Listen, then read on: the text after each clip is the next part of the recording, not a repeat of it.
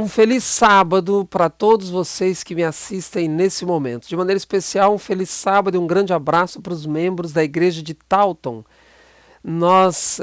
Estava na agenda para eu estar com vocês aí na igreja de Taunton nesse sábado, mas por causa do coronavírus a gente não está podendo se reunir. Então, nos organizamos para eu fazer esse vídeo para que vocês possam assistir em suas respectivas casas e que dessa forma a gente esteja, de certa forma, estudando a palavra de Deus e, ainda assim, mesmo distantes, unidos pela palavra de Deus, ok? É claro que muitas outras pessoas com certeza estão me assistindo, irmãos talvez de Lancaster, irmãos talvez da igreja de Framingham, irmãos da igreja de Boston, talvez da igreja de Lowell, enfim, não vou citar tantas igrejas, senão vou cometer alguma injustiça. Irmãos de Connecticut, que de vez em quando eu prego por lá também. Então, um abraço a todos os irmãos que estão nos assistindo nesse momento. Se você não é adventista, seja bem-vindo também. Fica aqui, vamos estudar a palavra de Deus neste momento, ok? Muito bem, quero mandar um grande abraço também para todos aqueles que estão nos assistindo de outras partes do planeta. Pode ser que esteja me assistindo da Europa, pode ser que esteja me assistindo do Brasil, enfim, todos aqueles que estão nos assistindo são muito bem-vindos e Deus abençoe você. Não se esqueça que o canal A Busca aqui, nós soltamos todas as madrugadas uma meditação de 3 minutos apenas para você diariamente ter contato com a palavra de Deus, fora os vídeos que nós temos aqui, os sermões e tal. Você pode pesquisar aqui no canal através das playlists que eu tenho. Uma delas é especificamente sobre sermões, ok? E novos sermões que tenho colocado aqui no canal. Bom, Deus abençoe você. Quero ainda nesse início mencionar que eu vou fazer um estudo aqui que eu já elaborei esse estudo já há algum tempo, não elaborei esse estudo agora, recentemente. Elaborei esse estudo há mais ou menos um ano atrás. Eu tinha aqui um estudo de pequeno grupo aqui na minha casa, algumas pessoas se reuniam aqui uma vez por semana, e nesse estudo, ou nessas reuniões, é que eu fiz o estudo que eu vou apresentar neste momento. Então esse estudo não foi que eu fiz agora não, só para você saber.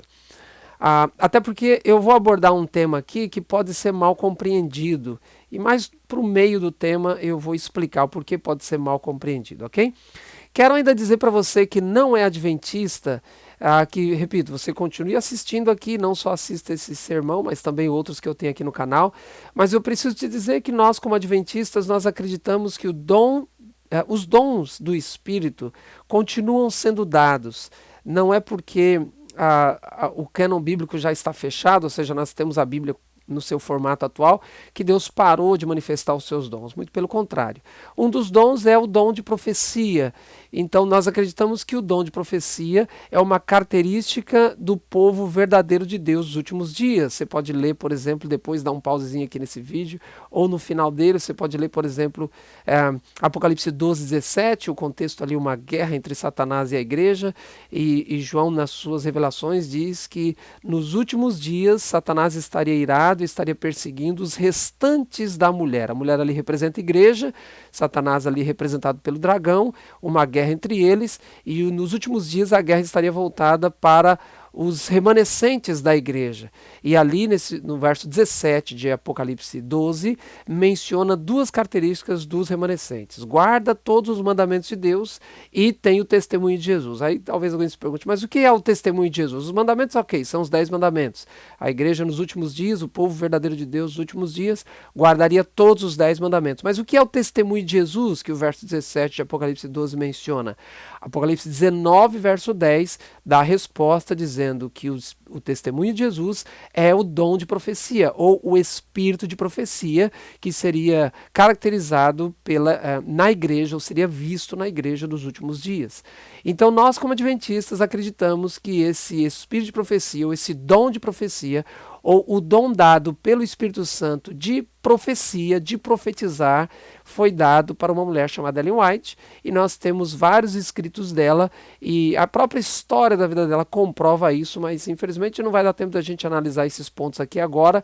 Eu vou tentar deixar aqui embaixo na descrição desse vídeo alguns links para alguns estudos interessantes que já foram feitos, que mostram o porquê que nós cremos que Ellen White recebeu o dom de profecia. Eu estou dizendo isso agora no começo, especialmente para você que não é adventista, porque eu vou usar um ou outro texto de Ellen White mais para o final, para dar uma ênfase maior daquilo que eu quero apresentar neste momento, ok? Mas a base do estudo será a palavra de Deus. Eu peço para você então nesse momento fechar os olhos, vamos fazer uma oração e que você logo depois da oração, ou agora mesmo já pegue aí sua Bíblia e vamos analisar a Bíblia, especialmente no capítulo 3. Já pode abrir sua Bíblia então, Gênesis capítulo 3, mas antes disso feche seus olhos, vamos orar comigo.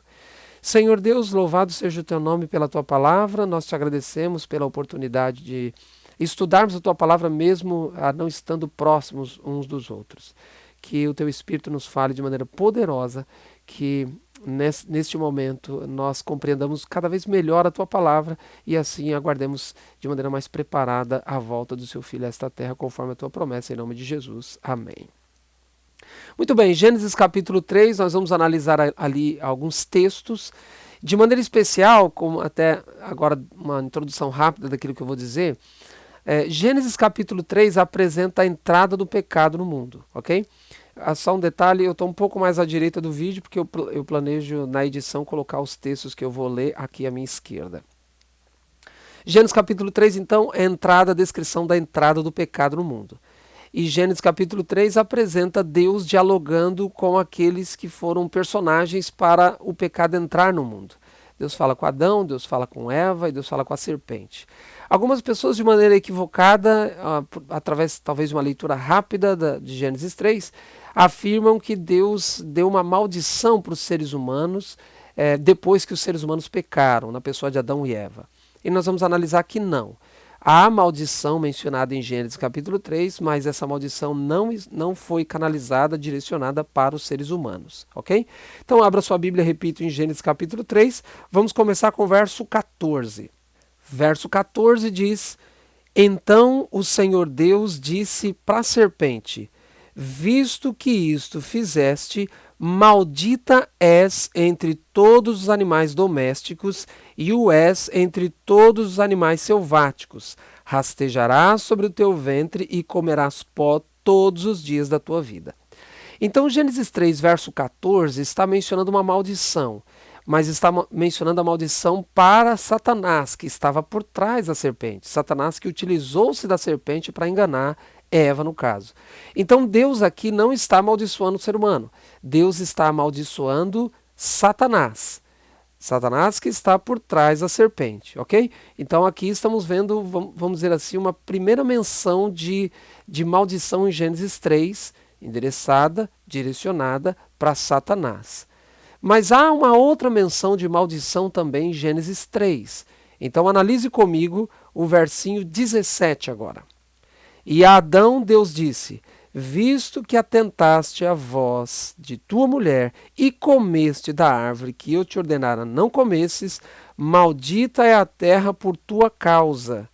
Em fadigas obterás dela o sustento durante todos os dias de tua vida. Verso 18. Ela produzirá também cardos e abrolhos, e tu comerás a erva do campo. Verso 19. No suor do rosto comerás o teu pão, até que tornes a terra, pois dela foste formado, porque tu és pó, e ao pó tornarás. Então, olha que interessante. A Bíblia está mencionando que Deus está realmente dando uma maldição depois da entrada do pecado. Mas essa maldição também, essa aqui, assim como a primeira que lemos, também não é para os seres humanos. Aqui Deus está falando com Adão. Primeira maldição a gente leu lá no verso 14, foi para Satanás. Agora essa maldição está sendo para a terra. Você prestou atenção no texto? Deus diz: maldita é a terra por tua causa, Adão. Por tua causa a terra será maldita. Então estamos analisando que Deus não amaldiçoou Adão, Deus não amaldiçoou Eva, Deus amaldiçoou Satanás e Deus amaldiçoou a terra, ok? Nós vamos analisar aqui 3 maldições que vieram sobre a terra. Essa é a primeira. Veja que nós lemos verso 14, uma maldição sobre Satanás. Mas sobre a terra, essa é a primeira, ok? Então Deus amaldiçoou a terra por causa do pecado de Adão e Eva. Agora você percebe uma correlação dessa maldição da terra, a maldição, Deus amaldiçoando a terra, mas tendo um impacto no ser humano. Deus amaldiçoa a terra e logo dá para Adão a consequência. Olha, no suor do teu rosto você vai comer o seu pão. Ou seja, você vai ter mais dificuldade agora de tirar o sustento da terra. Você vai ter mais dificuldade. A Bíblia ainda cita cardos e abrolhos. Ou seja, a terra seria alguma coisa a mais, que eu não vou entrar no mérito aqui, porque o meu enfoque é outro, mas a terra daria dificuldade, ou a terra até daria o sustento, ou continuaria dando sustento para Adão e Eva, mas agora Adão especificamente conseguiria o sustento da terra com uma certa dificuldade. Por quê? Por causa da maldição que Deus colocou sobre a terra. Agora perceba uma coisa, essa maldição de Deus não significa que Deus é um Deus irado, que amaldiçoa a terra porque ele está bravo com Adão e Eva. Não.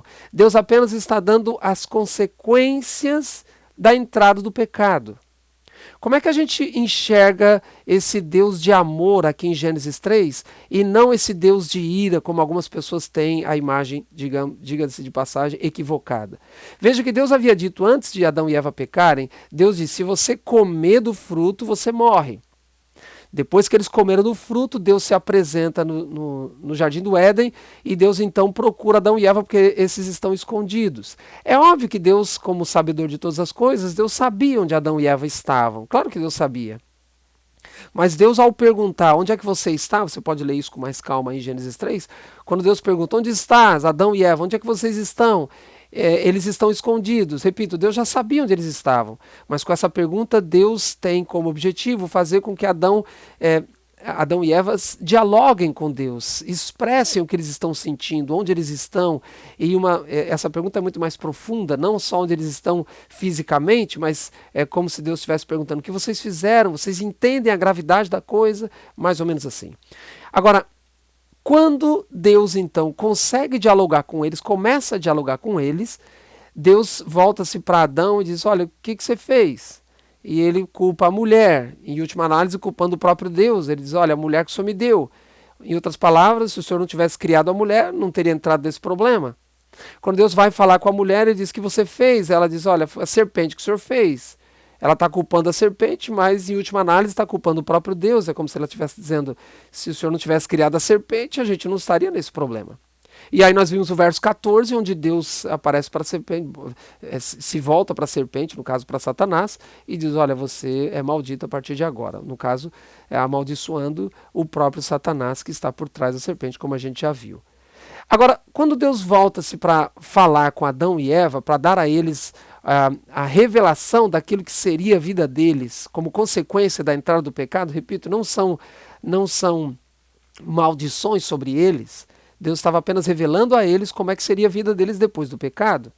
Então Deus diz para Adão, olha Adão, você, como já lemos, você vai ter dificuldade agora para tirar o sustento da terra. Quando ele se vira para Eva, diz, Eva, olha, você vai ter dores de parto, você vai ter dores ao dar à luz, ao você procriar, você vai ter dores, sentir dores. Agora veja que interessante, Deus havia dito que quando eles comessem do fruto, eles morreriam. Mas agora Adão e Eva ouvem dos lábios de Deus a palavra descendente. Olha, você vai dar à luz, você vai ter descendentes, você vai ter filhos, e quando você tiver filhos, você vai sentir dor. Aí nesse momento Adão pensou, peraí, então a gente não vai morrer. Eva diz, olha, então a gente não vai morrer, nós vamos ter filhos. Veja que a mensagem de Gênesis 3 é uma mensagem de esperança, uma mensagem de um Deus de amor, não de um Deus irado. Quando Deus então se volta para a serpente e Deus vai dar a consequência para a serpente, de maneira específica também para Satanás, Deus diz, olha Satanás, eu vou colocar inimizade entre você e os seres humanos, porque a partir de agora, se eu não intervir, estou parafraseando, a partir de agora Deus diz, se eu não intervir, vocês serão amiguinhos, vocês farão aliança contra mim, contra o meu reino. E isso não é bom para os seres humanos. Então vou criar uma inimizade entre você, Satanás, e os descendentes da mulher. Entre os descendentes da mulher e você. Então quando Deus dá essa revelação, Deus faz essa revelação de como seria a vida de Adão e Eva pós-pecado, é uma mensagem de esperança, uma mensagem de bondade, uma mensagem de amor, de um Deus misericordioso. Porque havia dito, se você comer, morre. Mas Deus agora está revelando que eles não vão morrer imediatamente. Eles vão morrer, mas num processo de morte. E que eles permaneceriam vivos, Deus dando assim a eles a oportunidade de viverem, pelo menos um pouco mais, e se arrependerem do seu pecado. Então nós vemos em Gênesis 3 não um Deus irado que distribui maldições, não, um Deus de amor, um Deus de compaixão, um Deus de misericórdia.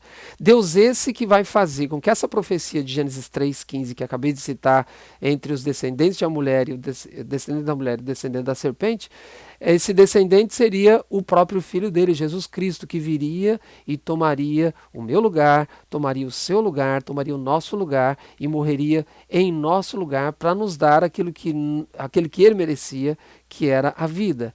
Tomando aquilo que nós merecíamos, a morte, ele pode nos oferecer aquilo que não merecíamos e que só ele merecia, a vida.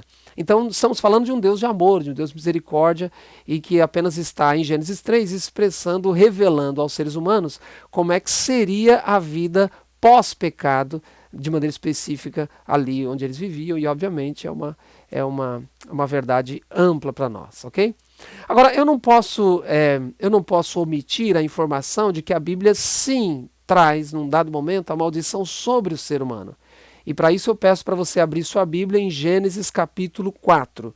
Gênesis capítulo 4, vamos analisar a história de Caim e Abel, de maneira específica, obviamente não vou analisar a história, mas vou ler um texto onde Deus, no diálogo com Caim, fala também sobre uma maldição. Gênesis 4, verso 10. Deus disse: que fizeste? A voz do sangue do teu irmão clama da terra a mim. És agora, pois, maldito por sobre a terra, cuja boca se abriu para receber de tuas mãos o sangue de teu irmão. Quando lavrares o solo, não te dará ele a sua força. Serás fugitivo e errante pela terra. Olha, a gente poderia fazer um sermão só desses versos aqui. Mas, como eu disse no começo, eu tenho um enfoque e eu vou passar fazendo um voo rasante aqui nesses versos. Mas você percebe, com base na ênfase que eu estou dando, que há de novo aqui a palavra maldição, e sim, não dá para negar, Deus está mencionando a maldição sobre Caim. Você é maldito, maldito és sobre a terra. E como consequência dessa maldição agora direcionada para Caim, tem também uma ligação com a terra. Se em Gênesis 3, Adão recebeu a consequência, por assim dizer, da maldição de Deus para com a terra, agora a terra, de certa forma, também está envolvida na maldição para o primeiro ser humano, Caim. Quando Deus, em Gênesis 3, dá uma maldição para a terra, isso interfere na vida de Adão. Agora a Bíblia está mencionando que Caim é maldito e tem também uma interferência na terra. Por que a Bíblia está mencionando essa maldição? Podemos dizer que essa maldição, além de ser canalizada para a pessoa de Caim, também, por assim dizer, foi uma extensão ou foi uma aprofundação ou um aprofundamento da maldição, da primeira maldição da terra. Mencionei aqui 3 maldições que eu vou dar ênfase. A primeira maldição da terra nós vimos em Gênesis 3. Essa aqui estou caracterizando como segunda maldição. Por quê? Porque agora o texto diz que a terra abre para receber o sangue de Abel, que Caim matou.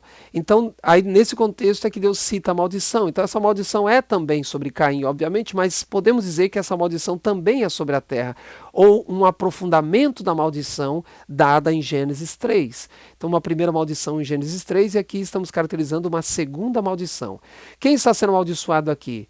Por assim dizer, Caim, mas de maneira extensiva a terra, porque você lê que a terra não dará sua força. Então há uma ligação intensa entre essa maldição, seja essa maldição dada para a terra, afetando o ser humano, seja essa maldição sendo dada para Caim, afetando também o seu contato, a sua relação, por assim dizer, com a terra. E quando eu falo a terra inteira, envolvendo todos os aspectos da terra, todos não só a terra em si, mas árvores, animais, e daqui a pouco isso vai ficar um pouco mais claro.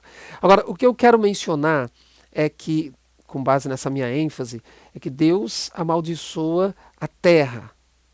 Mas aqui Deus está amaldiçoando Caim. Então, quando a Bíblia fala de maldição, referindo-se focalizada aos seres humanos, é em que contexto?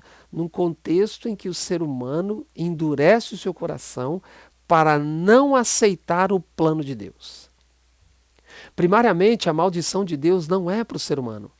Mas uma vez que o ser humano se endurece, uma vez que o ser humano se rebela contra Deus de maneira aberta, direta e insistente, aí a maldição de Deus é recaída também sobre os seres humanos.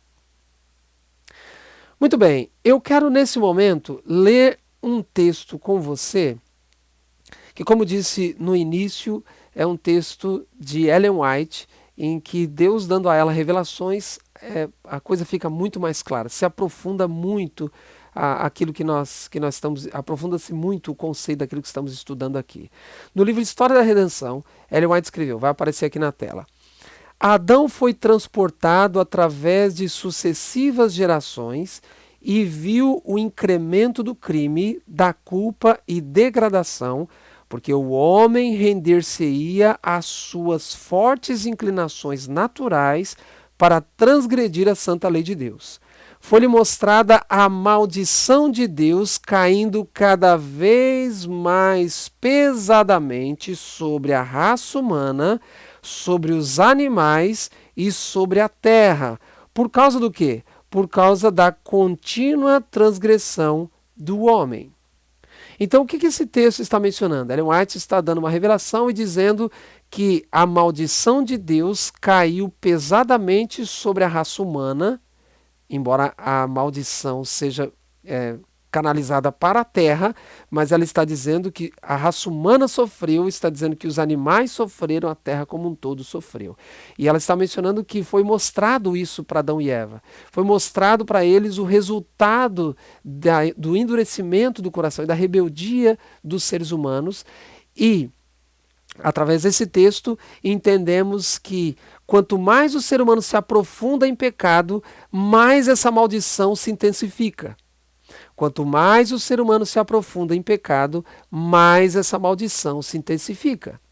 Eu quero ler esse outro texto com você agora, Conselhos sobre o Regime Alimentar, página 373. Diz assim: O povo que viveu antes do dilúvio comia alimento animal e satisfazia suas concupiscências até encher-se sua taça de iniquidade, e Deus purificou a terra de sua poluição moral por um dilúvio. Então repousou sobre a terra a terceira e terrível maldição. Veja, estamos vendo até agora duas maldições. Qual é a primeira? Gênesis capítulo 3. Qual é a segunda? Gênesis capítulo 4. Agora Ellen White está falando do dilúvio e de uma terceira maldição. Vou ler de novo esse pedacinho. Então repousou sobre a terra a terceira e terrível maldição. Aí ela explica. A primeira maldição foi pronunciada sobre a posteridade de Adão e sobre a terra, por causa da desobediência. A segunda maldição veio sobre o solo, depois de haver Caim matado seu irmão Abel. A terceira e mais terrível maldição de Deus sobreveio a toda a terra por causa do dilúvio. E aí, se você analisar o contexto todo aqui, imagine, milhares de pessoas mortas. Imagine os cadáveres dessas pessoas todas, depois que as águas do dilúvio baixaram, ficaram sobre a superfície da terra. Então imagine isso, o impacto desses cadáveres apodrecendo sobre a terra. Então eu apelo para você depois dar uma lidinha no livro Patriarcas e Profetas de Ellen White, os capítulos ali que ela fala, se não me engano, 2 capítulos que ela fala sobre o dilúvio. Analise, leia aquilo, é interessantíssimo esse relato dela. Mas o que estamos vendo é que essa maldição de Deus, essa terceira maldição de Deus foi a pior. E estou falando que essa maldição de Deus não tem nada a ver com Deus irado, tem a ver apenas com as consequências das decisões dos seres humanos em continuar em pecado, se aprofundar no pecado. Então nós estamos vendo que há 3 maldições. A primeira, Gênesis 3, depois do pecado. A segunda, Gênesis 4, depois que a terra recebe o sangue de Abel. E a terceira maldição, por ocasião do dilúvio. Então, o que estamos vendo, queridos? A terra está sob a maldição de Deus. Em que sentido? No sentido que os seres humanos escolheram pecar, e Deus, como nos deu livre-arbítrio, Ele respeita a nossa decisão, e nós estamos apenas colhendo as consequências do aprofundamento do pecado. É isso que a Bíblia e o Espírito de Profecia têm nos dito. Agora, eu preciso ler com você mais um texto para que isso fique claro, a extensão dessa maldição, ok? Ainda em Conselhos sobre Regime Alimentar, diz assim: apresento a palavra do Senhor Deus de Israel.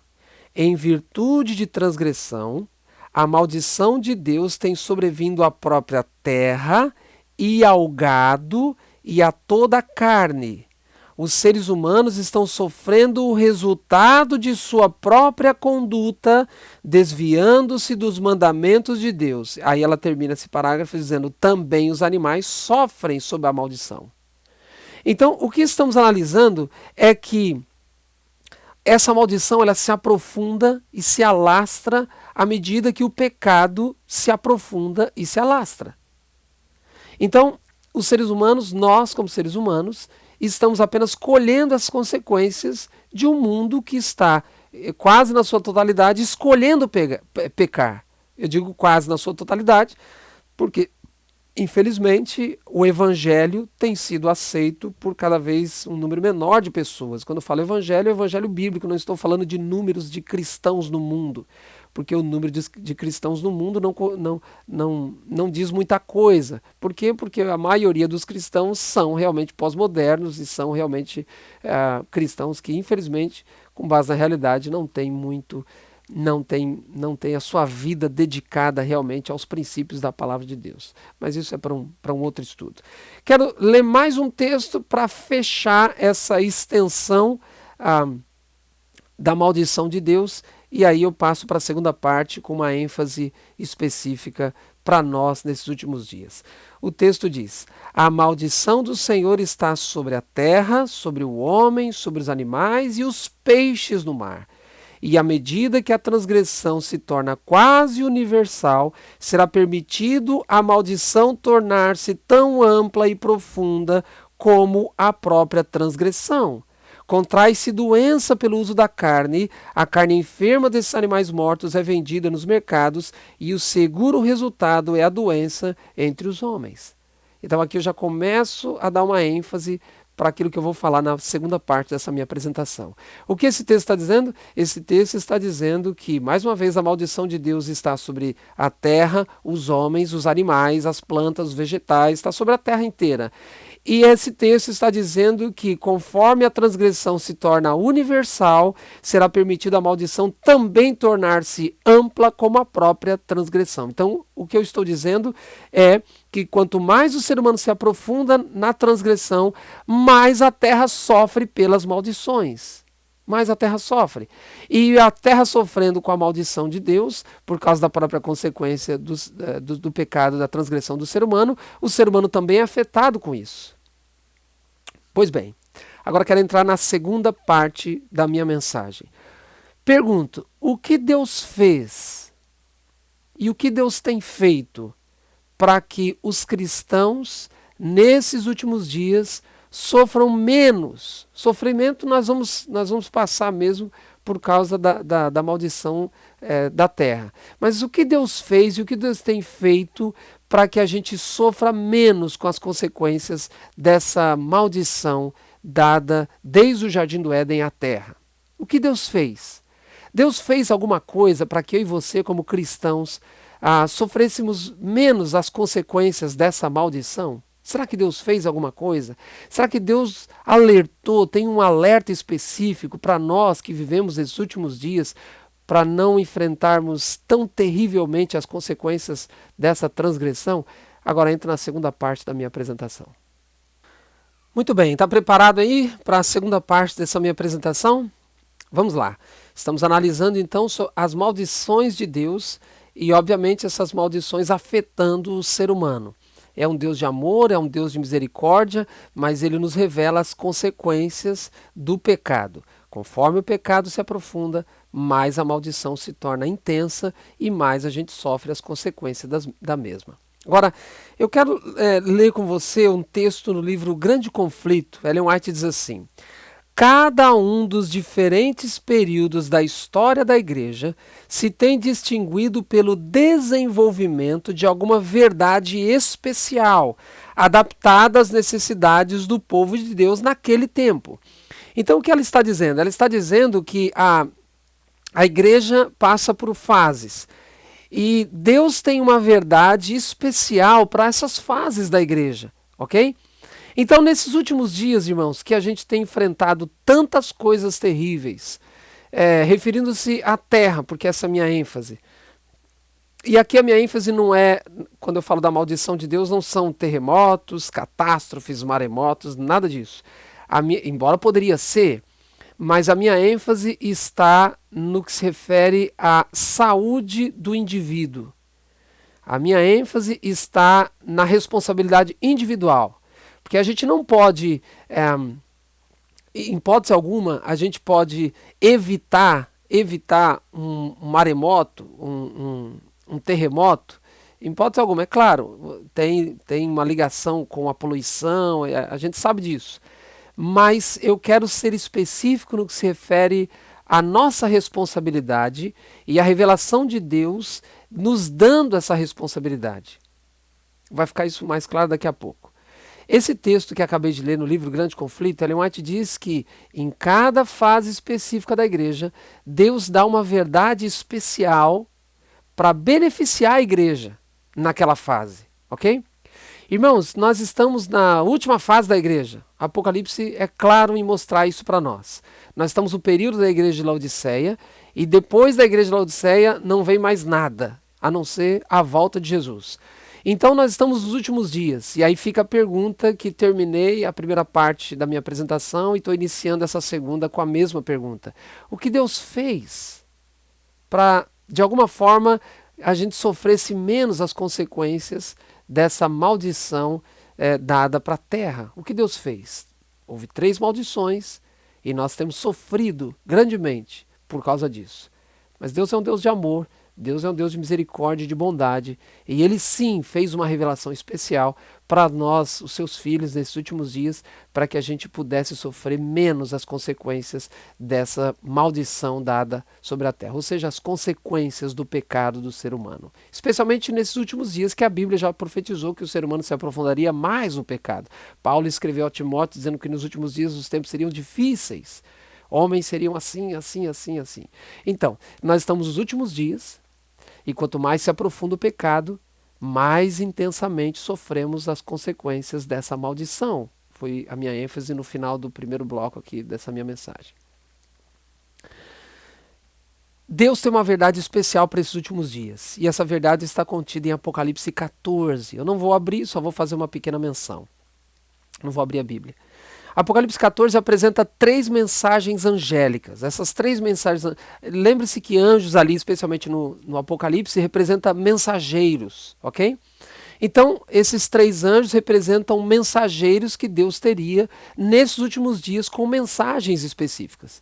Então, Apocalipse 14 apresenta, por exemplo, o primeiro anjo, a partir do verso 6, que tem uma mensagem específica, uma mensagem de juízo, é chegada a hora do juízo. Adorai, é uma mensagem de adoração. Adorai quem? Aquele que fez, ou seja, adorar o Criador. É uma ênfase apontando para o sábado, porque não tem como você analisar Gênesis 1 e 2, Deus, o Criador de todas as coisas, sem ler o relato do sábado, a criação do sábado, o estabelecimento do sábado. O sábado não é para nos salvar, o sábado é para pessoas já salvas que querem fazer a vontade de Deus, ok? Então, eu estou dizendo que nesses últimos dias, Deus tem uma mensagem específica. Pessoas específicas que dão essa mensagem. Quais são as mensagens? As 3 mensagens angélicas de Apocalipse 14.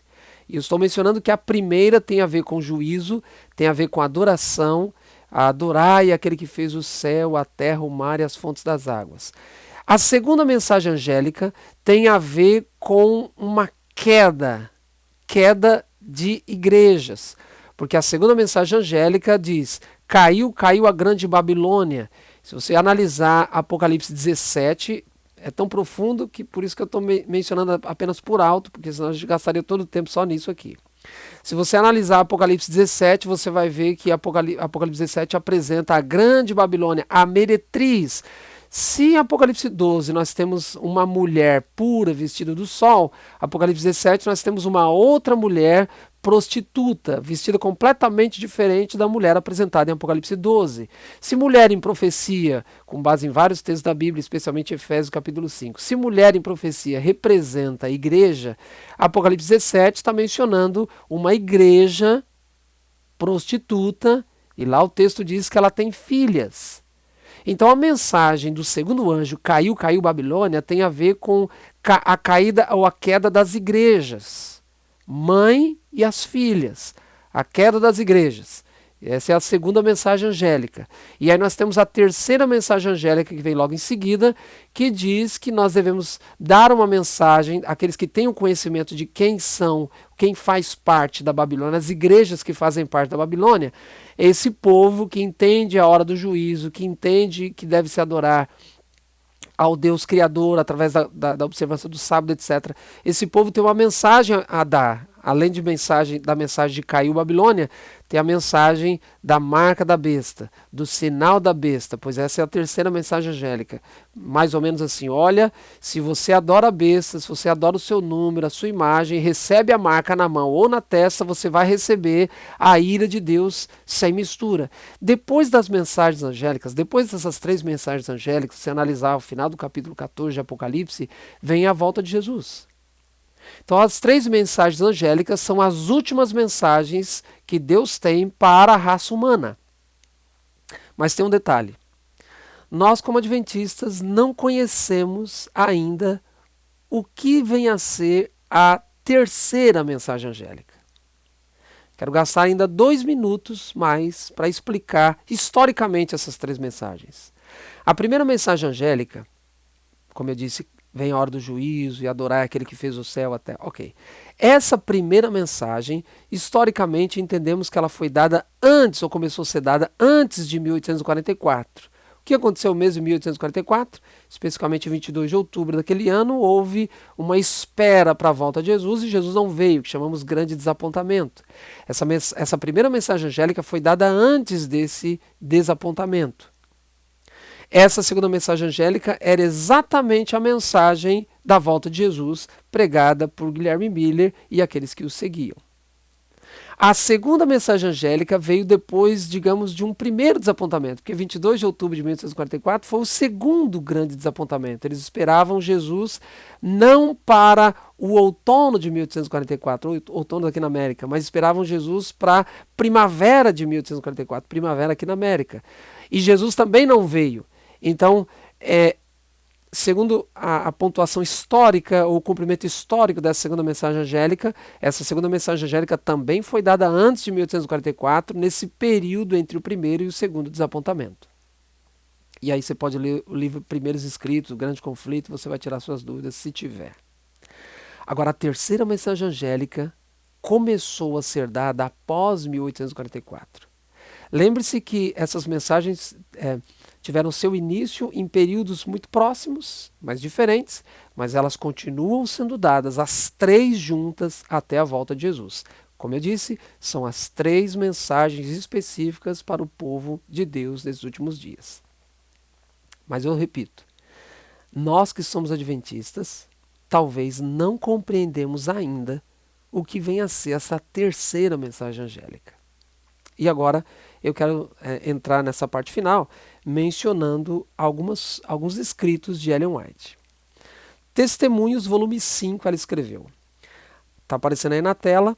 A obra peculiar do terceiro anjo não foi ainda vista em sua importância. Ela está escrevendo isso nos dias dela, mas eu acredito que isso se aplica aos nossos. Deus pretendia que seu povo estivesse muito mais adiante da posição que ocupa hoje. Nem todos os nossos pastores, ela escreveu, que estão proclamando a mensagem do terceiro anjo compreendem realmente o que constitui essa mensagem. Então ela está dizendo que na época dela haviam pastores adventistas, haviam membros adventistas que não compreendiam a terceira mensagem angélica. E eu estou dizendo, você não precisa acreditar no que eu estou dizendo, porque é uma convicção minha, Mas eu acredito que hoje também muitos de nós adventistas e muitos pastores não entenderam ainda a terceira mensagem angélica. Veja esse outro texto. Quando Cristo entrou no lugar santíssimo do santuário celestial para levar a efeito a obra final de expiação, entregou a seus servos a última mensagem de misericórdia a ser dada ao mundo.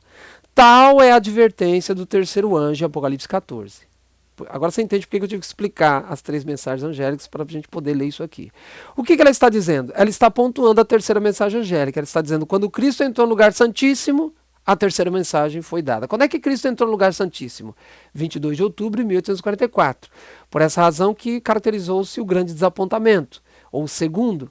Por quê? Porque eles imaginavam que Jesus voltaria no final do cumprimento da profecia de Daniel 8,14. Mas, na verdade, Jesus não voltaria à terra, Jesus passaria do lugar santo para o lugar santíssimo.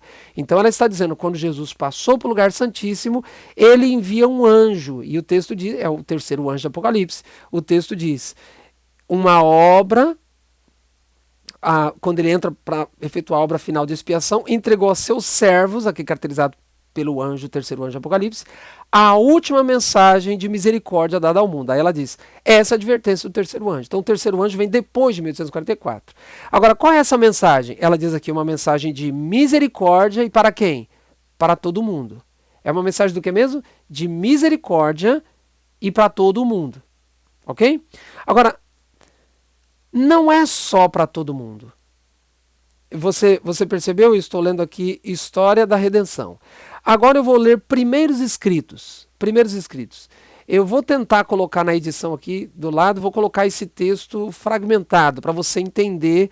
Vou colocar uma parte, depois outra parte. Mas ele está na íntegra lá no Primeiros Escritos, página 254. Ela diz assim, mais ou menos o que nós lemos no texto anterior.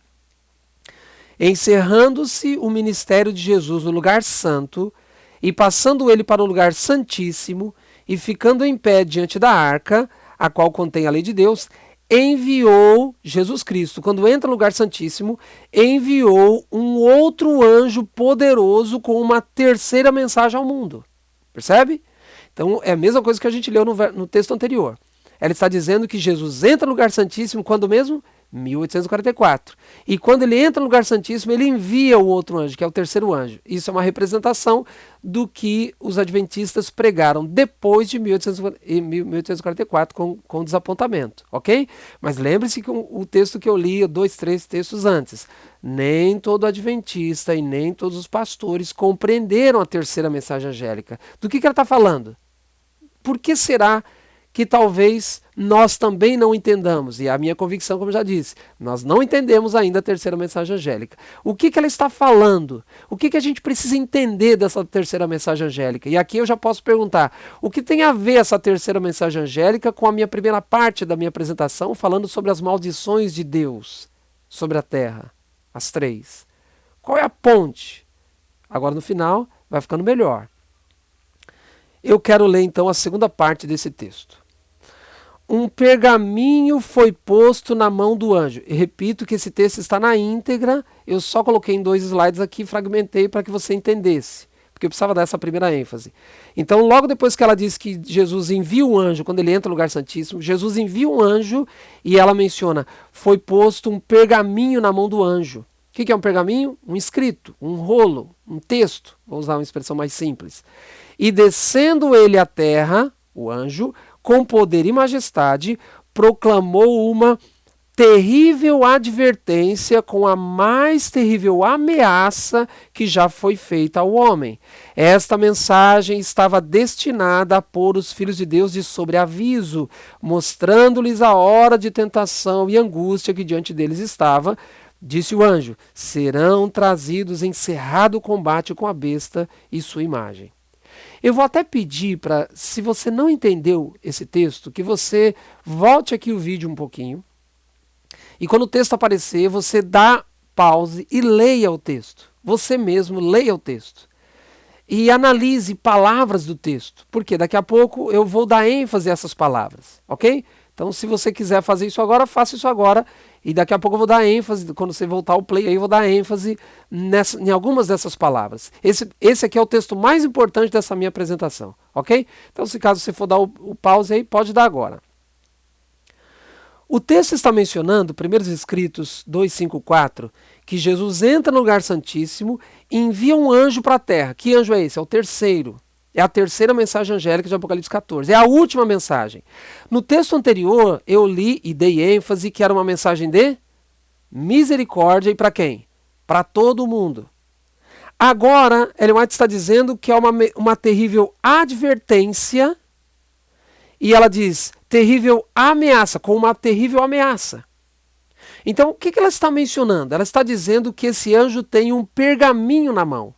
Então, quando ela não menciona esse pergaminho, ela fala que é uma mensagem de misericórdia para todo mundo. Quando ela menciona esse pergaminho, ela menciona que é uma mensagem de terrível advertência e terrível ameaça. Por quê?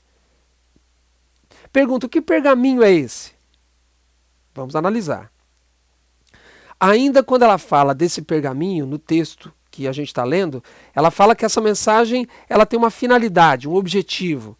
Ela diz que essa mensagem estava destinada, qual é o destino, qual é o objetivo? A pôr os filhos de Deus de sobreaviso. Então no texto anterior nós vimos que era uma mensagem de misericórdia para todo mundo. Agora ele está dizendo que é uma mensagem também para o povo de Deus.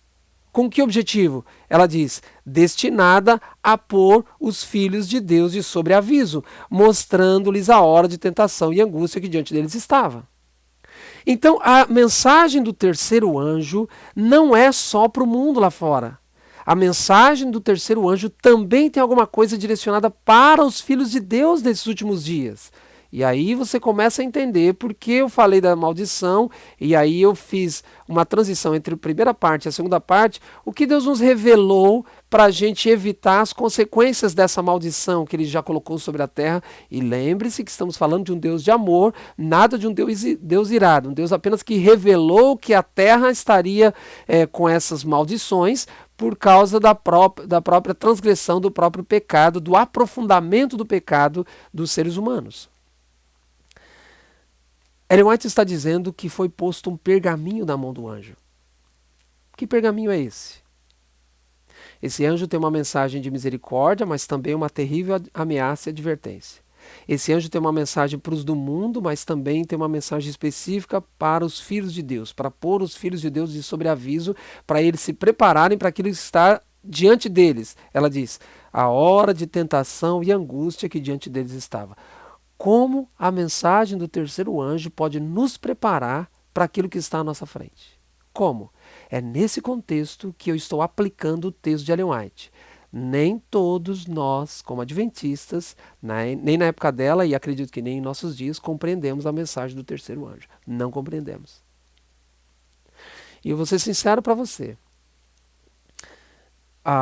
Eu estou aqui na América há 5 anos. Vai fazer 5 anos que eu moro aqui na América. Eu também não compreendia. Estou dizendo que eu compreendo agora tudo que envolve a mensagem do terceiro anjo, que eu tenho toda a sabedoria do mundo. Não estou dizendo isso. Eu estou dizendo que depois que eu cheguei aqui na América, eu tenho me dedicado mais ao estudo. Especialmente do Espírito de Profecia. E eu tenho descoberto algumas coisas e o meu objetivo é, nesses sermões, apresentar essa minha descoberta. Como eu disse no começo, se você acha interessante esse tipo de estudo, divulgue. Deixa eu fazer um desabafo aqui, abrir meu coração. Se você pesquisar aqui no meu canal A Busca, você vai ver que tem muita coisa aqui, tem muitos sermões, além das meditações. Se você abrir o canal assim e ver aquela página inicial, você só vai ver meditação, meditação, meditação. Mas clique aí em cima, depois, no playlist, no ícone playlist. E aí você vai ver que eu tenho sermões, séries aqui no canal. E olha, são séries interessantes. São séries interessantes, eu julgo assim. E as pessoas que têm assistido têm me dado esse feedback. Mas às vezes eu vou lá no YouTube pesquisando alguma coisa e eu acho alguns estudos que não têm nenhum conteúdo bíblico. Nenhum conteúdo bíblico. Milhares de visualizações. Então, se você acha interessante algum estudo, seja meu, seja quem quer que for, mas se você acha interessante algum estudo, divulgue. Encaminhe para outras pessoas, para que outras pessoas também possam assistir. Porque hoje a internet está cheia de porcaria. Pessoas que dizem estar pregando o evangelho, dizem estar ensinando a Bíblia, mas cada coisa esdrúxula, e eu poderia fazer um vídeo aqui de muitas horas só dando exemplo dessas coisas que eu estou mencionando. Mas ok, o que estamos dizendo? Estamos dizendo que nesses últimos dias Deus revelou uma mensagem específica também para o seu próprio povo, para deixar o povo de sobreaviso se preparar para aquilo que estava à frente, que estaria à frente dele. Ok? Irmãos, estamos nesses dias. O que tem de especial na mensagem do terceiro anjo? A partir de agora eu dou uma ênfase. Eu poderia dar várias ênfases, mas a partir de agora eu vou dar uma ênfase específica. Por isso que eu disse no começo que eu não preparei isso aqui agora por causa do coronavírus. Não, isso aqui já estava preparado e eu estou apenas apresentando, ok? Olha esse texto, Testemunhos Seletos. A proporção que se avizinha o fim e a obra que tem por objetivo transmitir ao mundo a última advertência, que é a obra do terceiro anjo, continua a estender-se, essa obra, enquanto ela continua a estender-se, vai se tornando mais importante para os que abraçaram a verdade, possuir uma compreensão clara, não é uma compreensão simples, uma compreensão clara tanto da natureza como da influência dos testemunhos, veja que a palavra testemunha aí está em maiúsculo, dos testemunhos que Deus em sua providência vinculou. Deus vinculou os testemunhos, daqui a pouco eu vou dar ênfase a isso, testemunhos, Deus vinculou o testemunho à obra da terceira mensagem angélica desde sua origem. Qual foi a origem? Quando foi a origem da terceira mensagem angélica? 1844. Quando Jesus entra no Santíssimo, ele envia um anjo. E esse anjo tem o que na mão mesmo? Um pergaminho. Agora, Ellen White está mencionando que quanto mais a gente se aproxima do fim, eu estou parafraseando agora o texto, e aqui você pode fazer a mesma coisa. Se você não entender esse texto, dá um pause aqui, leia o texto, leia, releia, e depois que você entender, aí você dá o play que eu vou explicar isso agora, ok? Ellen White está dizendo que quanto mais se aproxima o fim, e essa última advertência vai sendo dada e vai se estendendo, é importante uma coisa, ela diz, é importante para os que abraçarem a verdade, aqueles que conhecerem, por exemplo, a hora do juízo, a guarda do sábado, como é que se deve adorar verdadeiramente a Deus, caiu a Babilônia, quem é a Babilônia, Apocalipse 17, quem é a mãe, quem são as filhas. Quando a pessoa vai tendo essa compreensão e abraçando a verdade bíblica, ela diz, é importante possuir uma compreensão clara. Não é uma compreensão simples, uma compreensão clara da natureza e da influência dos testemunhos. Por que essa palavra testemunho aqui? Lembra-se do que eu disse na minha introdução? Apocalipse 12, uma guerra entre Satanás e a igreja, e o último verso menciona Satanás irado contra os remanescentes, contra os restantes. E ele diz lá, os restantes têm duas características, guarda todos os mandamentos de Deus, incluindo o sábado, e tem o testemunho, é a palavra que aparece aqui, o testemunho de Jesus. O que é o testemunho de Jesus? Apocalipse 19:10, já falei no início, é o espírito de profecia. É o dom de profecia dado para a igreja de Deus, o povo de Deus dos últimos dias. Ellen White está dizendo que quanto mais a gente se aproxima do fim, e essa mensagem do terceiro ano vai se aprofundando, ela diz que é importantíssimo ter uma compreensão, como? Clara, dos testemunhos. Daquilo que Deus revelou através de Ellen White. Você que é adventista, que está me assistindo, você precisa se esforçar para ler mais o Espírito de Profecia nesses últimos dias. Você tem que estudar mais esse negócio. Você que é adventista, você tem que ler. Se eu estou pregando agora para um adventista que acha que o Espírito de Profecia, os escritos de Ellen White, não são verdadeiros, eu não acredito em Ellen White como profetiza. Não tem problema, desde que você tenha já feito uma pesquisa e chegou a essa conclusão depois de pesquisa. Eu gosto muito, quando eu falo sobre isso, gosto muito de citar o exemplo de um escritor, um jornalista, Lee Strobel. Lee Strobel, a esposa dele, tem um filme aí na Netflix, acho que até no YouTube, está em inglês, em português, lindo. Aqui em casa já assisti com a minha filha umas 3 vezes. Lee Strobel, a sua esposa se converte, ele é um jornalista. E ele tenta ficar arrasado, porque a esposa se converte ao cristianismo, e ele então, mediante a sua profissão, jornalista, fica fácil, ele começa então a fazer uma pesquisa no cristianismo para provar para a esposa dele que ela estava equivocada em abraçar essa religião. E no final da pesquisa dele, para resumir, ele se converte. Ou seja, se você fizer uma pesquisa realmente sincera e depois dessa sua pesquisa você chegou à conclusão realmente Ellen White é uma farsa, ok. Eu fiz essa pesquisa. E eu entendo que não tem como chegar a essa conclusão se você é uma pessoa sincera e faz essa pesquisa de maneira sincera mesmo. Estou falando para alguém que não é adventista, você não crê em Ellen White, você não estudou, não sabe sobre isso, não tem problema nenhum. Eu respeito você, você me respeita, a gente continua sem problemas nenhum seguindo a palavra de Deus. Porque tudo que Ellen White escreveu está na palavra de Deus também. Mas o que Ellen White está dizendo é que esses que abraçam a verdade nos últimos dias precisam, é necessário que tenham uma visão clara dos testemunhos. E ela diz, que testemunhos? Os testemunhos que Deus vinculou à obra do terceiro anjo. Deus então fez com que, Deus deu revelações para Ellen White, para que Ellen White escrevesse essas revelações dadas por Deus. E Ellen White está dizendo que essas revelações que ela recebeu de Deus, essas mensagens, para usar a palavra que ela usou, esses testemunhos estão vinculados à terceira mensagem angélica. Será então, para tudo que você está fazendo agora, e preste atenção no que eu vou dizer agora, será então que esses testemunhos, esses escritos de Ellen White, essas revelações que Deus deu para ela, será que não são essas revelações, esses testemunhos, o pergaminho que Jesus colocou na mão do anjo quando o anjo desceu a esta terra depois da entrada de Jesus no Santo dos Santos? E quando eu falo o anjo desceu a essa terra, estou falando, óbvio, de forma simbólica, porque esse anjo representa um povo que a partir de 1844 daria essa mensagem do terceiro anjo. Eu estou fazendo a inferência que os escritos de Ellen White cumprem exatamente o papel desse pergaminho, que simbolicamente foi dado na mão do anjo. Veja, eu tenho um texto aqui para ler com você, e esse texto está em Vida e Ensinos. Vida e Ensinos, página 57, Ellen White diz assim: não muito tempo depois da passagem do tempo, em 1844, foi-me concedida a primeira visão. Por que esse texto é importante? Esse texto pontua quando Ellen White começou a ter essas revelações proféticas. Quando mesmo? Ela diz, depois da passagem do tempo de 1844. Ou seja, depois desse desapontamento de 1844, ela começa a receber as visões. Quando é que o anjo, o terceiro anjo, foi enviado para a Terra? Depois de 1844. E o que o anjo tinha na mão? O pergaminho. Será que isso é coincidência? Será que é coincidência esse terceiro anjo ter a sua obra iniciada depois de 1844 e esse anjo ter um pergaminho na mão? E será que é coincidência que Ellen White começa a receber as suas revelações depois de 1844?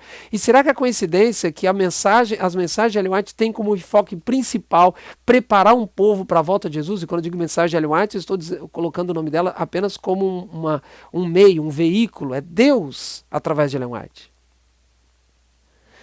Eu estou fazendo a inferência que esse pergaminho na mão do anjo são os escritos de Ellen White. E é por essa razão que eu estou dizendo, me baseando no texto dela que já li, que na época dela, e muito mais hoje, nós como adventistas, ainda não compreendemos a terceira mensagem angélica. Por quê? Porque, infelizmente, nós temos muitos adventistas hoje que não só não conhecem, não só desconhecem o que Ellen White escreveu, o que chamamos de espírito de profecia, mas também muitos dizem não crer. É muito triste dizer isso, mas infelizmente é a realidade. Muitos adventistas já não creem mais que Deus deu revelações específicas nesses últimos dias através dessa mulher chamada Ellen White, que, diga-se de passagem, morreu em 1915. O que eu estou dizendo até aqui é que Deus tem uma mensagem específica para o povo dele nesses últimos dias. E essa mensagem não tem sido bem compreendida. Um texto que li aqui no começo, você viu, muitos adventistas e mesmo muitos pastores que têm dado a mensagem do terceiro anjo não têm compreensão da mesma. E agora eu estou mencionando que atrelado, ligado, intimamente ligado à mensagem do terceiro anjo, que teve início em 1944, intimamente ligado à mensagem do terceiro anjo estão os testemunhos, os escritos de Ellen White. Então talvez seja esse o aspecto em que ela escreveu, que na época dela, e eu acredito nesses dias, muitos não estão compreendendo. Veja, estou entrando para a parte final. Ellen White escreveu no livro Testemunhos, volume 6, toda verdadeira reforma tem seu lugar na obra da terceira mensagem angélica. O movimento adventista é um movimento de reforma. Nós estamos na linhagem dos descendentes dos protestantes, os reformistas. Então, muitas verdades que no período da Idade Média foram jogadas por terra, muitas dessas verdades, com o decorrer dos séculos, não foram levantadas pelo movimento de reforma. E nós nos caracterizamos como adventistas ainda da linhagem desses reformistas. E a mensagem do terceiro anjo, diz Ellen White, é uma mensagem de reforma também. Para ser mais específico ao texto que ela menciona, toda reforma, todo movimento de reforma, ela diz, tem lugar na obra da mensagem do terceiro anjo. Então a mensagem do terceiro anjo, e eu estou dizendo aqui que esse pergaminho que foi dado na mão do terceiro anjo é, para mim, os escritos de Ellen White.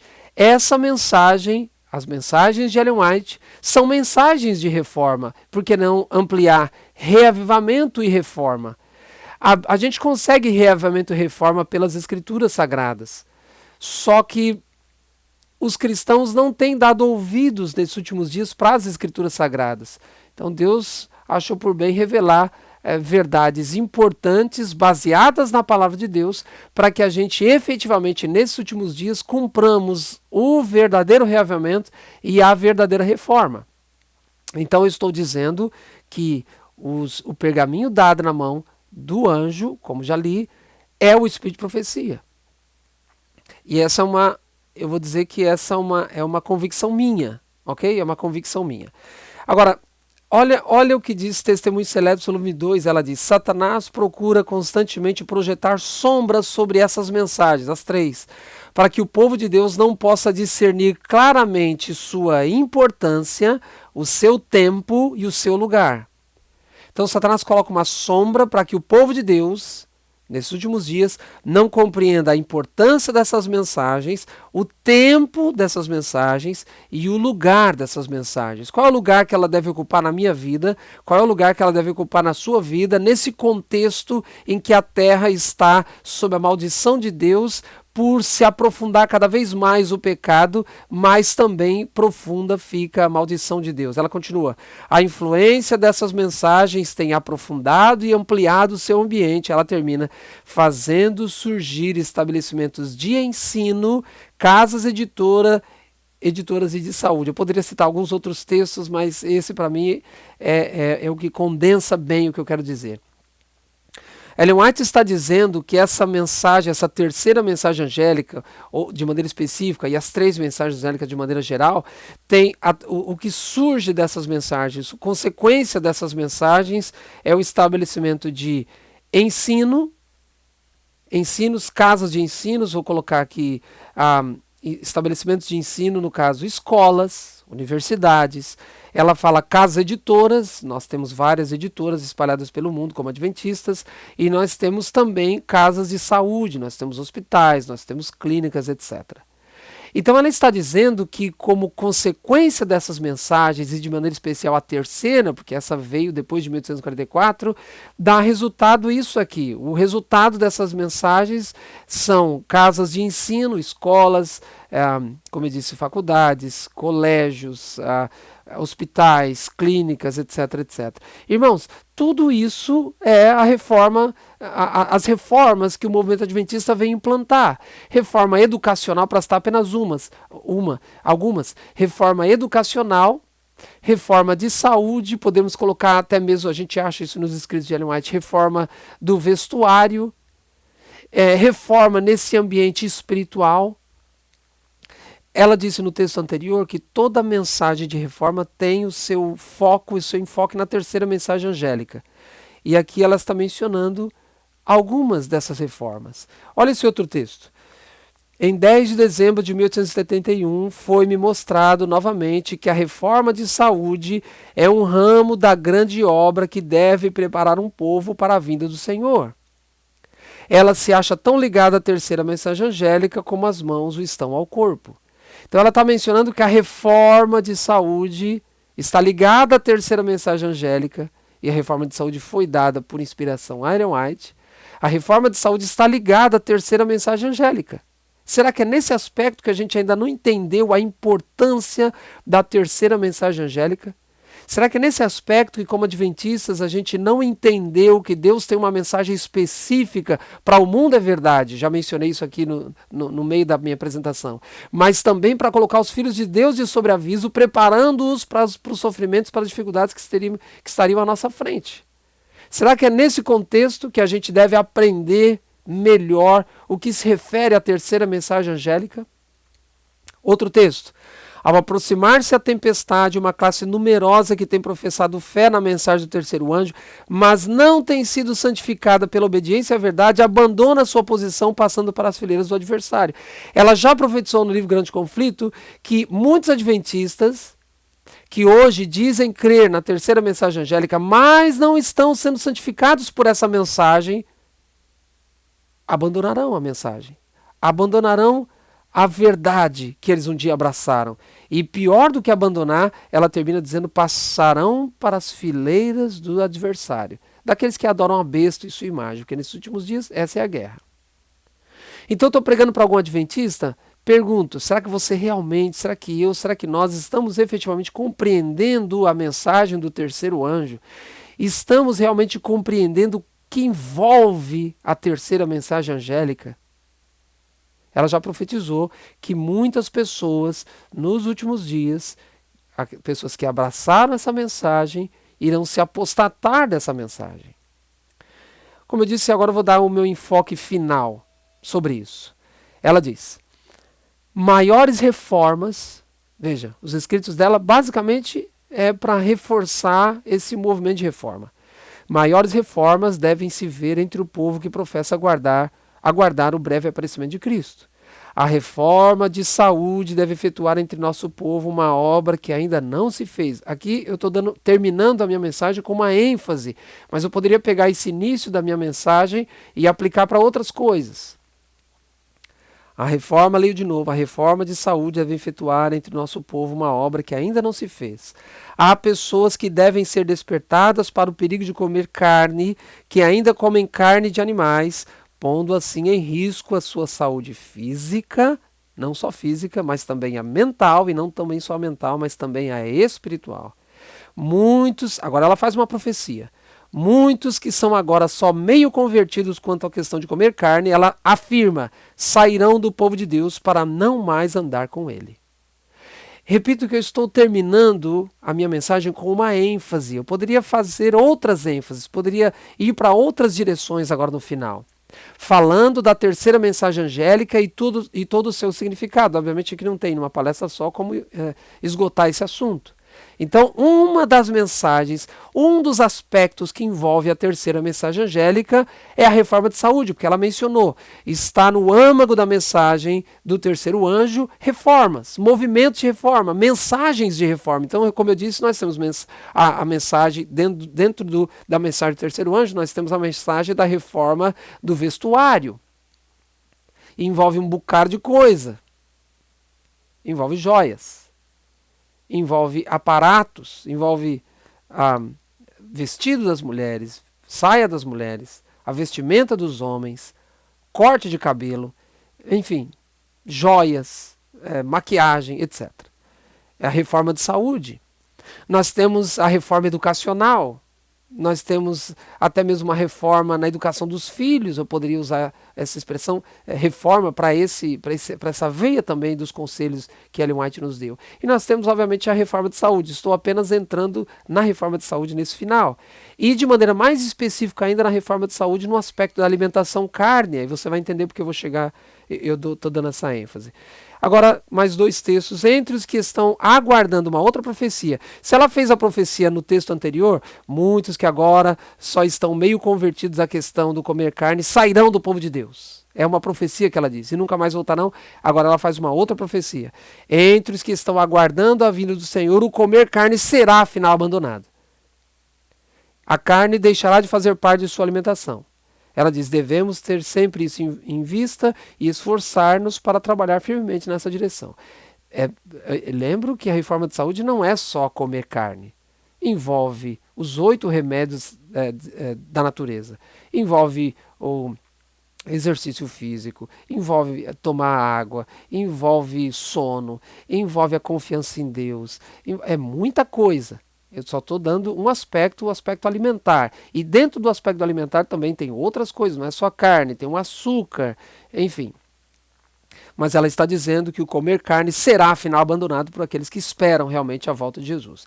E ainda no Conselho sobre o Regime Alimentar, ela diz, há de o povo que está buscando tornar-se santo, puro, refinado, para que possa ser introduzido na sociedade dos anjos celestes, continuar a tirar a vida das criaturas de Deus e fluir sua carne como uma iguaria?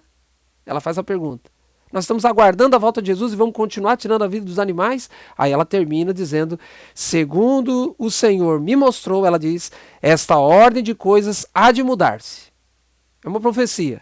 E o povo de Deus exercerá temperança em tudo, não só na questão da carne, mas em vários aspectos. Repito, eu só estou dando uma ênfase aqui, ok? Agora olha esse texto.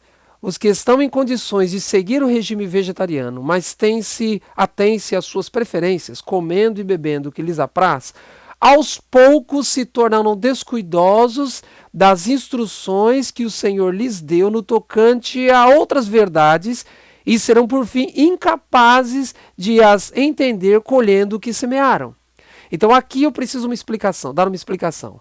Nós, como adventistas, nós fomos chamados para sermos vegetarianos, não para sermos veganos. Você pode fazer uma pesquisa aí sobre vegan. Então, algumas nomenclaturas que hoje muita gente embaralhou muito isso. Mas o que é uma pessoa carnívora? A pessoa come carne e come... A sua dieta faz parte... A carne faz parte da sua dieta e come outras coisas também. Nós temos ovo-lacto vegetariano, são aquelas pessoas que não comem carne, mas ainda faz uso dos derivados da carne. Nós temos os vegetarianos, que não fazem uso nem da carne e nem dos derivados da carne, por exemplo, queijo, ovos, etc. Okay? Leite. E nós temos o vegan. O vegan, além dele não comer carne, além dele não comer os derivados, ele também se preocupa em não utilizar uma roupa que foi feita, por exemplo, de pele de animal, um sapato, couro, etc. Se ele sabe, por exemplo, estou dando apenas exemplo, que um shampoo, aquela marca de shampoo, para eles fabricarem aquele shampoo, eles fizeram experimentos em animais, ele também não usa, etc, etc. Então, se você for pesquisar a fundo, e eu só estou dando alguns exemplos, mas se você for pesquisar a fundo o veganismo, você percebe que o veganismo não é o plano de Deus para nós, nos últimos dias, sermos vegans. Talvez você esteja perguntando, mas então a gente não é para se preocupar com os animais? A questão é ênfase. A ênfase de Deus nesses últimos dias é para que sejamos vegetarianos.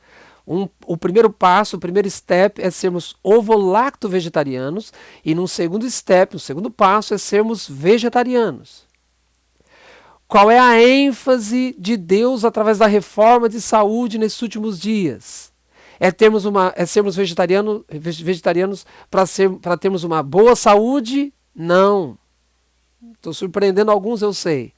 A ênfase de Deus nos últimos dias é para sermos vegetarianos e para termos um corpo bonito? Não.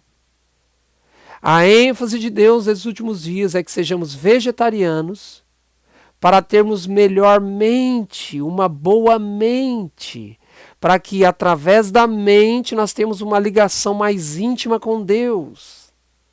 Deus espera que sejamos vegetarianos, não é com ênfase nos animais. Embora ele, é claro, é óbvio que ele quer que cuidemos dos animais, mas Deus quer que sejamos vegetarianos, não é com ênfase em animais, não é com ênfase no nosso, nem mesmo na nossa saúde, no nosso corpo. Isso vem como plus, vem como bônus.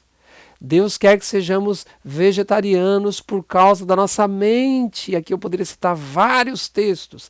Satanás, nesses últimos dias, está irado. Satanás, nesses últimos dias, tem agido de forma muito mais astuta.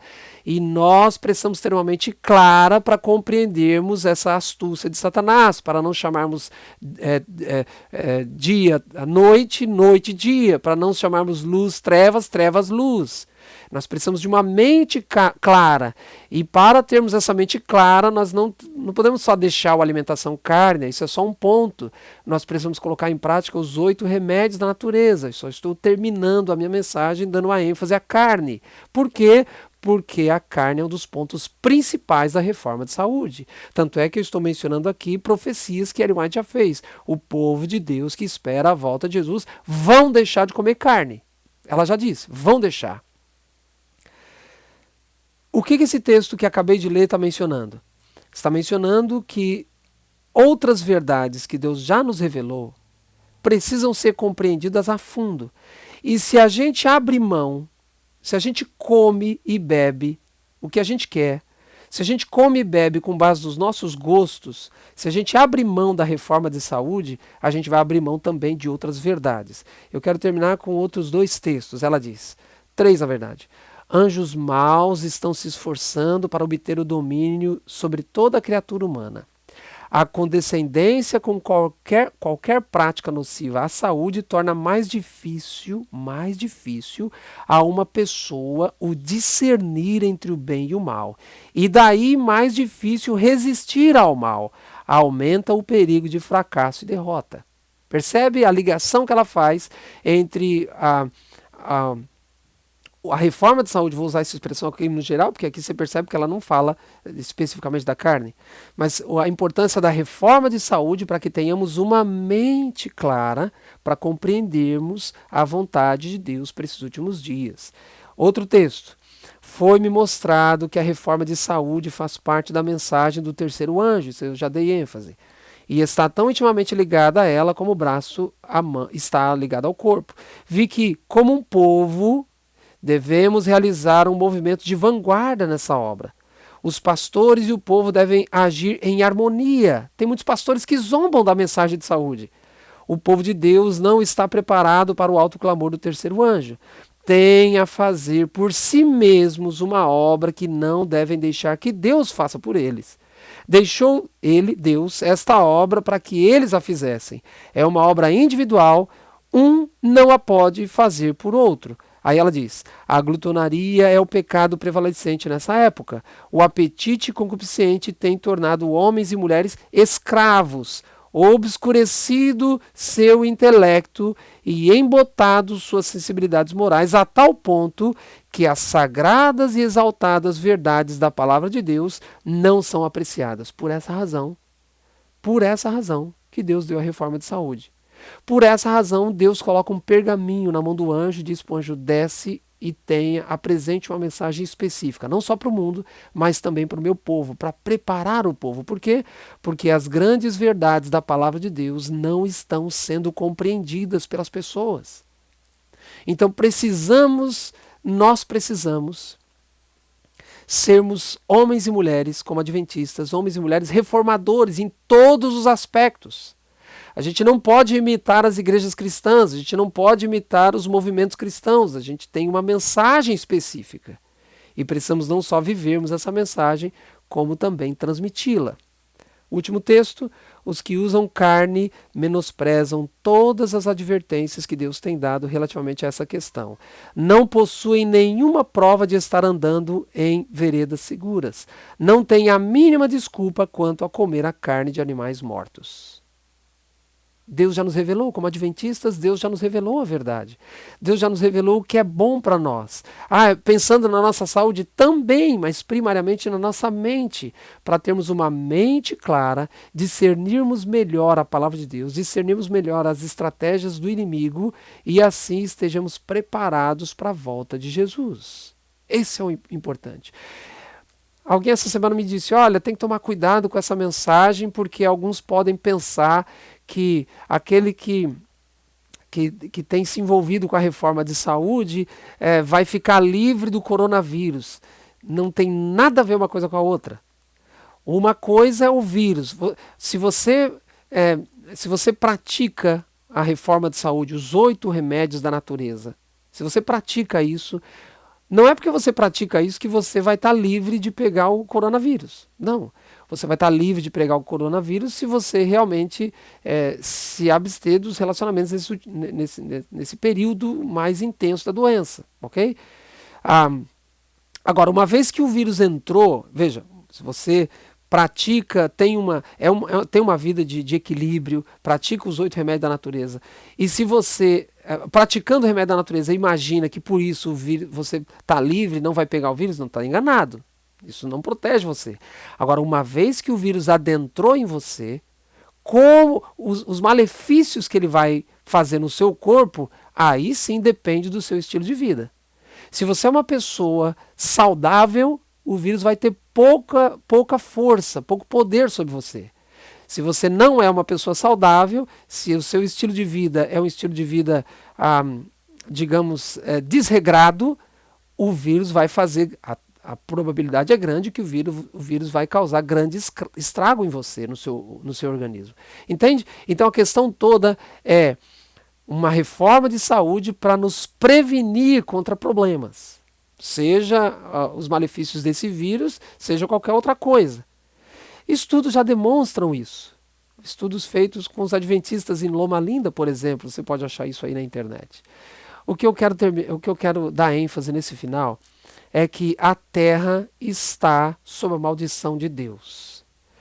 E nos últimos dias, Deus deu uma mensagem específica para o seu povo, para que o seu povo, através da reforma de saúde, é por isso que eu terminei essa minha mensagem com essa ênfase, através da reforma de saúde, mas a mensagem do terceiro anjo não é só uma reforma de saúde, são outras reformas envolvidas, mas nesses últimos dias, especificamente falando da reforma de saúde, Deus deu essa reforma para que eu e você, como adventistas, coloquemos essa reforma em prática, para que nós possamos, primariamente, compreendermos a vontade de Deus, a verdade de Deus e discernirmos as astúcias do diabo. Mas junto com esse discernimento, nós ganhamos em saúde. Então que eu e você pensemos como tem sido a nossa aderência para com essa reforma de saúde.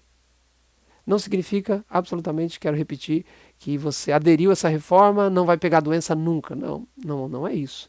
Mas saiba que você terá grandes benefícios e a ciência tem comprovado isso. Para terminar, quero ler um texto da Bíblia com você, Deuteronômio 30, verso 19. Deuteronômio 30, verso 19. Os céus e a terra tomo hoje por testemunhas contra ti, que te propus a vida e a morte, a bênção e a maldição. Aí Deus diz, escolhe, pois, a vida para que vivas, tu e a tua descendência. Então, falando em maldição, infelizmente, nós podemos colher os resultados da maldição que Deus colocou na terra. Colocou em consequência do pecado humano. Não se trata de um Deus tirano, eu tenho falado isso desde o começo. Mas Deus coloca, como um Deus bondoso, também a bênção da vida sob nossa disposição. E Ele ainda não só coloca à nossa disposição, como nos aconselha. Escolha a vida. Escolha ter saúde. Escolha ter uma mente clara para compreender a minha vontade, a minha verdade nesses últimos dias. Essa é a mensagem que eu quero deixar para esta hora. Eu e você precisamos compreender mais plenamente a importância dos testemunhos do Espírito de Profecia nesses últimos dias. Precisamos compreender de forma mais específica ainda os testemunhos nos seus conselhos sobre reforma de saúde. Um dia um pastor adventista me disse, a reforma de saúde foi dada, os escritos de Ellen White sobre saúde, ele me disse, foi dado para a sua época. Alguns escritos dados para a sua época, ele dizia. Interessante que ela escreveu alguns livros apenas, eu vou citar. Conselhos sobre regime alimentar, um livro grosso. Conselhos sobre saúde, um livro grosso. O livro Temperança, Ciência do Bom Viver, ela escreveu alguns livros grossos, bastante páginas, muitas informações, só para sua época? Não. Vários textos no Speed Profecia, eu li pelo menos um deles aqui. Essa mensagem tem como objetivo preparar o povo para o segundo advento de Cristo. Termino com uma pergunta. Estamos realmente compreendendo a importância da terceira mensagem angélica para nós, adventistas, nesses últimos dias?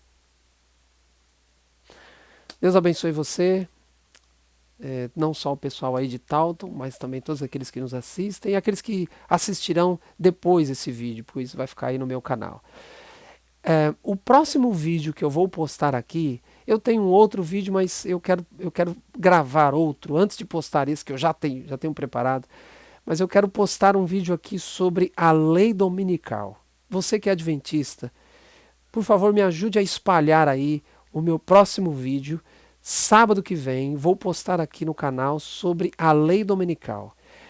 Todos os adventistas que eu conheço, que pregam sobre esse assunto, dão a ênfase no Papa. Tanto é que agora tinha uma reunião marcada para maio, 14 de maio, se eu não me engano, e por causa do coronavírus foi adiada. Quando o Papa estabeleceu essa data, muitos disseram, olha aí, vai ser a lei dominical. O título da minha mensagem para sábado que vem é Lei Dominical, das bestas ou do povo? Das duas bestas do Apocalipse 13 ou do povo? Eu vou apelar para que sábado que vem, aqueles que estão me assistindo agora e que não vão assistir culto sábado que vem, porque por causa do coronavírus, as igrejas fechadas, etc. Sábado de manhã, se prepare para esse vídeo que eu vou colocar aqui no canal. Você vai se surpreender, pois a lei dominical não virá do Papa. Vou repetir. A lei dominical não virá do Papa. Eu vou provar isso para você no sábado que vem. Deus abençoe você. Quero orar com você nesse final. Senhor Deus, obrigado pela tua palavra. Obrigado, Senhor, porque o Senhor nos deu nesses últimos dias, em meio à maldição dessa terra, sobre as plantas, sobre o ar, sobre até mesmo os animais, infelizmente sobre os seres humanos, o Senhor nos deu uma mensagem específica para que possamos, através da prática dessas mensagens, nós tenhamos cada vez uma saúde melhor, mas acima de tudo uma mente para compreender melhor a tua palavra. E dessa forma, sofrermos menos as consequências dessa amaldiçoada terra. No Apocalipse nós entendemos, Senhor, que o Senhor recriará essa terra. Um novo céu e uma nova terra foi vista por João, porque essa terra está sob maldição. Que o Senhor volte logo e cumpra essa promessa. Em nome de Cristo oramos. Amém.